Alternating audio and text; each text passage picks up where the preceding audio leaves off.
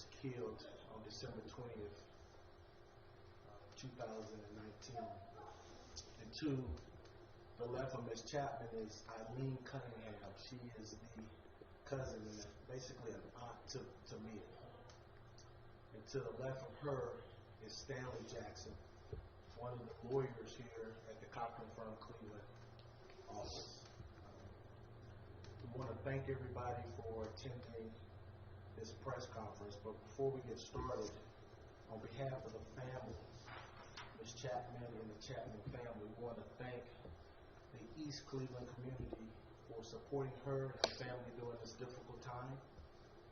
We want to thank you for the prayers and support you have shown her and her family. We also want to thank the East Cleveland Public Library for allowing us to have this press conference here. It is appropriate, we believe, because Tamia would visit this library often after school and participate in various programs here. This was like a safe haven for her, and it is tragic that we're here talking about her death as she was attempting to go to this library. No parent should ever lose a child in the manner that Ms. Chapman has lost Tamia, but you definitely shouldn't be losing a child who's going to read and better themselves and go to the library.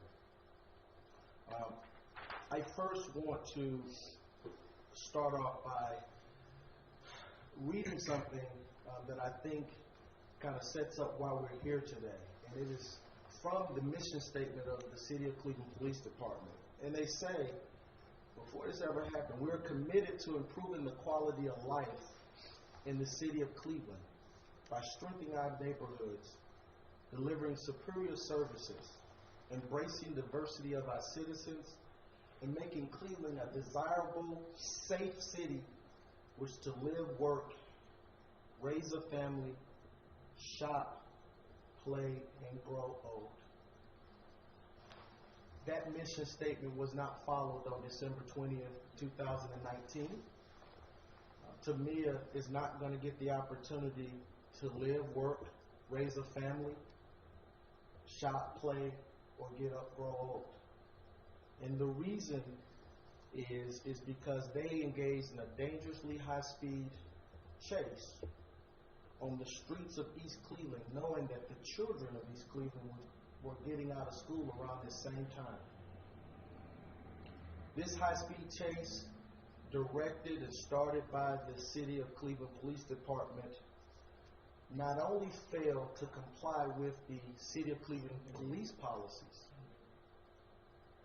it violated the state of Ohio laws, and specifically 4511.041 states that an officer has a duty, a responsibility to drive regarding the safety of all persons and property upon the highway.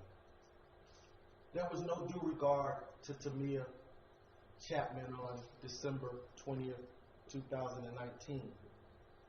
In addition to violating their own policies, their mission statement, the state of Ohio law, the City of Cleveland Police Department violated the number one rule of a police officer, which is to protect and serve the community first.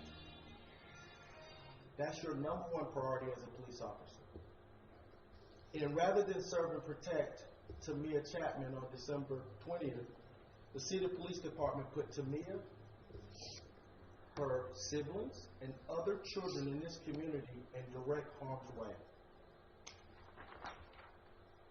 Simply put, Tamia died because the City of Cleveland Police Department put more value in recovering a stolen car than putting the value in Tamia's life.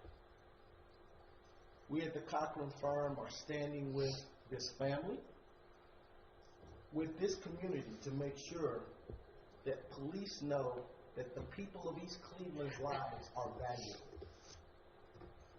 And as a community, we want to send a message to the City of Cleveland Police Department and all police departments that no property is worth more than the lives of our families and our children.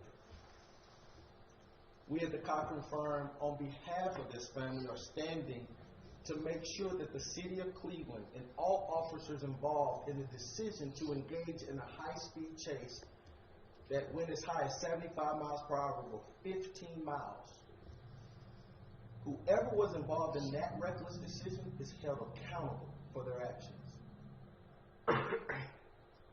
We're going to stand with this family and this community to make sure that the City of Cleveland Police Department and any other police department in this area changes their policies and, more importantly, their practices to make sure this does not happen to any other person in this great city. There is no excuse in this country and in this city for any person to lose their life because the police are endangering in dangerous activity to recover stolen property. Right now, on behalf of this family, we have already started and conducted a full investigation of the tragic incident that cost the life of Tamia Chappman. We are going to and have continued to investigate all actions, including the supervising officers who authorized this chase. We will continue to do that, but in doing that, we are asking the community, anybody who witnessed any aspect of this tragic chase and that led to the ultimate death of Tamia, to contact the Cochran Firm at 216-333-3333 or reach us at our website, cochranfirm.com. We're asking to get any information so we can help this family obtain justice for the loss of their beautiful daughter. We're also asking and demanding that the City of Cleveland Police Department allow another law enforcement agency to investigate the incident involving this chase and Tamia Chappman. The City of Cleveland Police Department should not be policing themselves into determining whether their actions were reasonable. We ask that the Attorney General of Ohio get involved and investigate what happened on December 20th, 2019. We're requesting that elected officials, community leaders, churches stand with us and this family to demand answers so that we make sure that no one has to sit and do a press conference like this for the loss of their loved one and their child.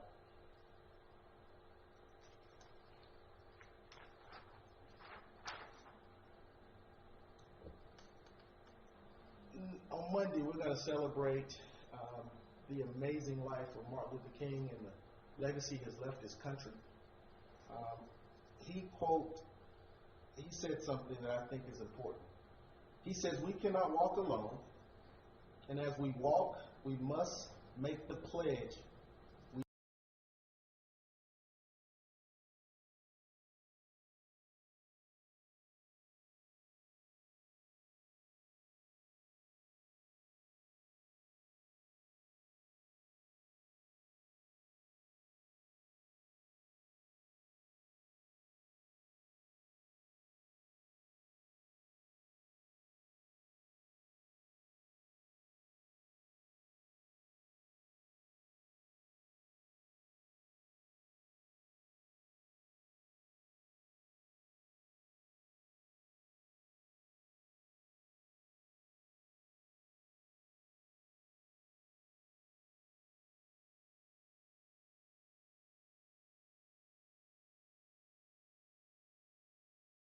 but to her family, she was Mimi. She was a very vibrant, loving, smart young lady.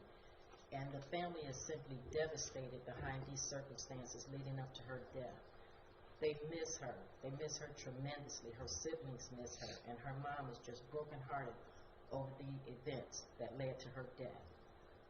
The family wants to thank everyone for all their love and support that they have shown them. But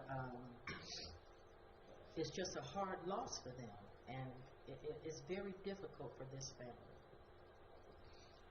If you have any questions, myself or Stanley will be happy to answer any questions to the extent we know the answer. At this point, has a suit or notice of intent been filed with the city of Cleveland? No lawsuit or any notice of claim has been filed, and the reason is we have sent requests and are seeking more information from the City of Cleveland Police Department. We do not like to prematurely do anything. We want to make sure we not only complete our own investigation, but we get all the information that the city has in their possession right now. And once we gather it all, we're going to sit with this family and this community and make a decision on how to move forward. But to add to that, we will be relentless in that pursuit to gather that information. What has your investigation shown to date as far as beyond just the speed, what was violated internally, policy-wise, and legally? Well, as I mentioned earlier, the Ohio statute requires police use due care. That was clearly violated. There's no reason, once the victim of the carjacking was secure and safe, there is no reason reasonable under Ohio law, under City of Cleveland policies, and well nationally standardized industry standards regarding policing to continue this chase in this community where people are going to be walking, particularly children getting out of school at the time that this incident occurred. And so we already know things were not done properly. To the extent of everybody involved in that decision is something that we're still investigating, because before we make a decision on what to do, we want to make sure we have everybody held accountable for that. Do you know at this point if the carjacking suspect hit Mimi, or was it a police officer who hit her, or both? Don't know the complete answer to that. Once we get all the video, all of it, not just piecemeals that are coming out in the media, we will definitely know that. But regardless who had the impact, it is our position on behalf of this family that the thing that generated and led to this was the actions that started this chase was the City of Cleveland Police Department. Now, I'm not excusing anything that any alleged criminals may have done, but the responsibility to protect and serve to me and this community rested with the City of Cleveland Police Department. The officer that passed away the following day, do you have any idea what her capacity was in this chase? And not at this time. And to be honest, I've been more focused on the loss that my family has had than the police. So I don't know exactly what involvement, but my understanding is that she was involved. Do you know how many cars were chasing the carjacking suspect? Right now, we are been able to obtain that it was at least two. The City of Cleveland Police Department's pursuit policy requires that a supervising officer is involved in the direction of the chase. So we suspect that there's others involved. But we don't completely know, which is why, as Mr. Jackson said, we are relentless in getting all the information so we can answer those questions. Based on the dispatch reportings that we've heard, it sounds like there's an officer behind this car stopped at a stoplight at one point. It's not until the officer activates lights and sirens that then this escalates into a full-fledged pursuit. What does that tell you? Well, that tells me that you had enough information at the time that they were stopped to at least, if you needed to, cease the chase. Because once you have enough information to, at a later point, if necessary, obtain justice for the stolen vehicle and the carjacking, you don't have to continue to put people in harm's way. And you have a duty to balance the lives of the individuals on the street that you're going to potentially do in this chase with what you got on solving this crime. So I think that says a lot. There's no need to continue to do what they need to do to catch the car. Have you gotten any feedback from the community at large? Cleveland, this is the second time in 7 years that Cleveland police chase has impacted this community. The community is outraged. They feel as if they've been disrespected and marginalized because of the actual community. And as Sean said before, along with my other colleagues in the Cochran firm, we're going to be vigilant in making sure that what we can do to make sure that this doesn't happen. No, the reality of it is, like Stanley said, is that all lives in this community matter, and they shouldn't be devalued for any reason. And I suspect, and what's concerning to everybody in this community, in this family, is would this happen in any other community? Are you going to put the risk of other people in other communities at risk, like we did to Mia? And we suggest that something is different about how police departments are treating this community. It needs to stop. That was what Mr. Cochran was all about, and frankly, more importantly, what Dr. Martin Luther King was about. First, I just want to say I'm so sorry for the loss of the family, Ms. Chapman. Has the Cleveland Police Department or the mayor's office or anyone there reached out to the family in the days following or since to offer any, condolences or anything? No, no one has reached out to the family. They sent, the Cleveland Police Department sent flowers, but no one has reached out.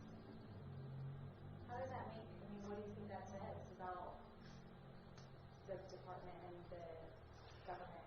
I think it says that the reason we are here is because they didn't value Tamia's life before this happened and when this happened, and making the decision to have a dangerous, reckless chase. It is even more tragic that they have continued to devalue her life and how they have disrespected this family in their response. The East Cleveland Police Department has done more for this family than the City of Cleveland Police Department. And that's just sad, frankly. What would you say to the people who say, well, these were armed carjackers, and we can't just let armed criminals get away with it?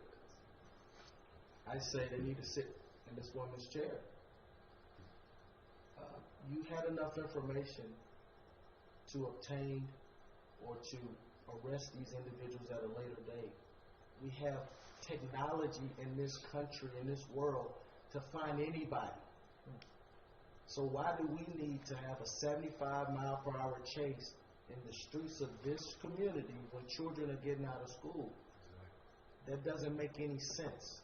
That's not reasonable, and more importantly, that forgets your ultimate responsibility to Tamia. It's not just about the car and the victim who had their car carjacked. We sympathize with her, but don't we need to make decisions that we know are reasonable as it relates to people going down the road that we know can be affected? And that's just doesn't make any sense to me.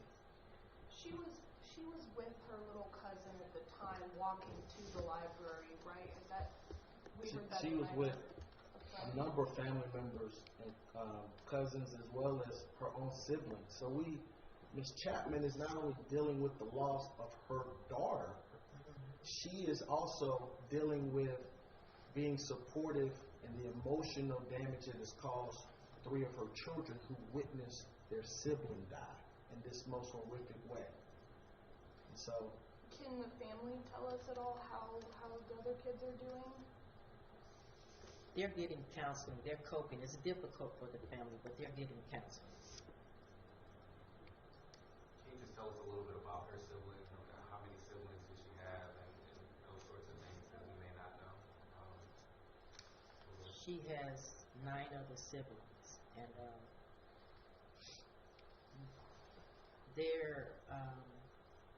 like I said, it's a difficult time for them because they witnessed what happened to their sister. But the family is a very close family. They're a very close and loving family, and with the support of their mother, who is doing a tremendous job with them, so that their lives can go back to as normal as possible. It's a difficult time, but she's, with the help of counseling and support of her family and friends, they're trying to help. I'll take one more question. Do you believe this is an isolated incident, or have, in your opinion, Cleveland police engaged in a pattern of dangerous, reckless pursuits? I think the history of what's been going on with the City of Cleveland Police, not only as relates to police chases, but as relates to other issues regarding policing, regarding citizens of this community, shows that there is a pattern and issue at that department. The Department of Justice found that. And so, no, I don't think this is an isolated incident. But I tell you what, we're going to use all the resources of the Cochran firm to make sure, to the extent, with the support of this family and this community, that it stops here. So that's our goal. I want to thank everybody for coming and participating in this. And